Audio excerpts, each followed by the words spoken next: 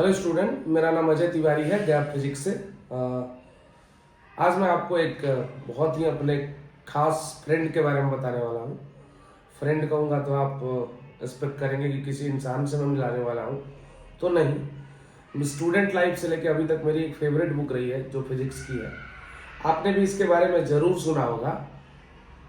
Book का नाम है आई ई रोडो, एरियन पब्लिकेशन की ये बुक आती है।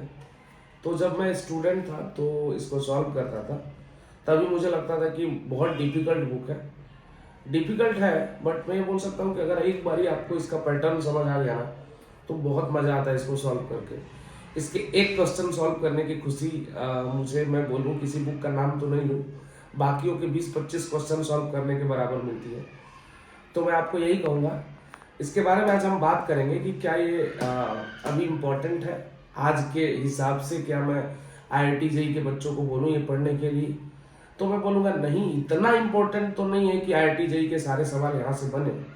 बट हाँ, जैसा कि IIT JEE का पैटर्न रहा है इतना हार्ड क्वेश्चन बनाने का, या एक तरीके से बोल सकते हैं कि ऐसे क्वेश्चन बनाने का, तो हाँ ज़रूर आप इसको, अगर आपके पास टाइम है तो इसको प्रेफर कर सकते हैं आप।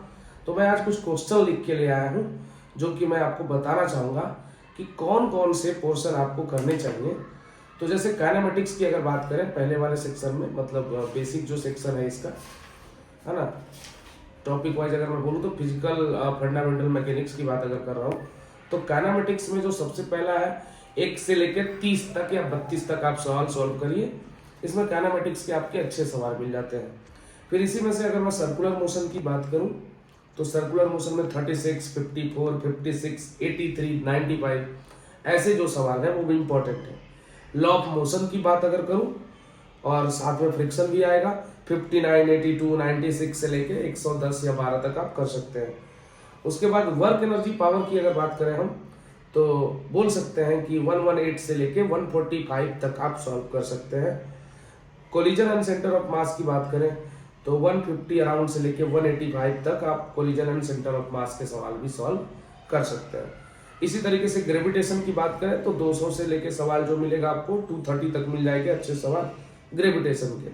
तो ऐसे करके मैं आपको एक आइडिया लग रहा है कि मैं 20-30 सवाल आपको बता रहा हूँ जो बहुत इंपॉर्टेंट है इसके। आगे रोटेशनल मैकेनिक्स की बात अगर करें तो 230 से लेके 230 से नहीं 234 पहला सवाल मिलेगा आपको, से लेके 284 तक आप कर सकते हैं। फिर इलास्टिसिटी की अगर बात करें हम, मैकेनिकल प्रॉपर्टी सॉलिड वगैरह आ जाएगा यहाँ पे, उसमें 290 से लेकर 304 तक आप कर सकते हैं। उसी तरह से अगर मैं थर्मोडायनेमिक्स और कुछ मॉडर्न के पोर्शन की बात करूँ, KTG में आप 62 से 90 तक कर सकते हैं। सेकेंड लॉ एंट्रोपी की बात अगर करें हम तो 113 से लेकर 127 तक कर सकते हैं। सरफेस टेंशन की अगर हम बात करें तो वहाँ पे 160 से 180 तक कर सकते हैं। इलेक्ट्रिक फील्ड या कंडक्टर्स की अगर हम बात करें जो कि इलेक्ट्रोडायनेमिक्स का पार्ट है, 1 से लेकर 70 तक के अच्छे सवाल से। आगे अगर बात करें हम कैपेसिटर की 101 से लेकर 126 तक। सिमिलरली ही करंट इलेक्ट्रिसिटी की अगर बात करें तो 147 से 155 एंड देन 170 से 191। आगे हम मैग्नेटिक फील्ड की बात करें तो 119 से लेकर 252 तक कर सकते हैं आप। आगे ऑसिलेशन और वेव वाले पोर्शन से SHM के सवाल 1 से 55-50 के बीच आप कर सकते हैं, अच्छे सवाल है। फिर वेव की बात अगर करें तो 150 से लेकर 183 तक। और आखिरी में ऑप्टिक्स वगैरह के सवाल आप खुद से एनालाइज करके जो इंपॉर्टेंट पोर्शन है जैसे कि लेंस। तो ऑसिलेशन वेव की बात कर रहा था मैं, वेव में मैंने बोला फिर से कि 150 से 183 आप कर सकते हैं। और वही एटॉमिक अगर न्यूक्लियर की बात अगर करें, है ना, तो ये भी न्यूक्लियर में आप कर सकते हैं, एटॉमिक और न्यूक्लियर में 20 से 44 तक। और रेडियो एक्टिविटी के सवाल आपको 214 से 244 के बीच मिल जाएंगे। हाँ, मैं ऑप्टिक्स की बात थोड़ा सा कर रहा था। ऑप्टिक्स में आप इंपॉर्टेंट पोर्शन खुद से एनालाइज कर सकते हैं। और बोल सकता हूँ कि ऑप्टिक्स में जैसे जो भी इंपॉर्टेंट टर्म है, लेंस है, TIR से रिलेटेड है, या आप बात कर सकते हैं कि लेंस के और भी टर्म्स है जैसे रिफ्रैक्शन थ्रू स्फेरिकल सरफेस के सवाल, कॉम्बिनेशन ऑफ लेंस के सवाल, तो ये सब आप कर सकते हैं बड़े आराम से।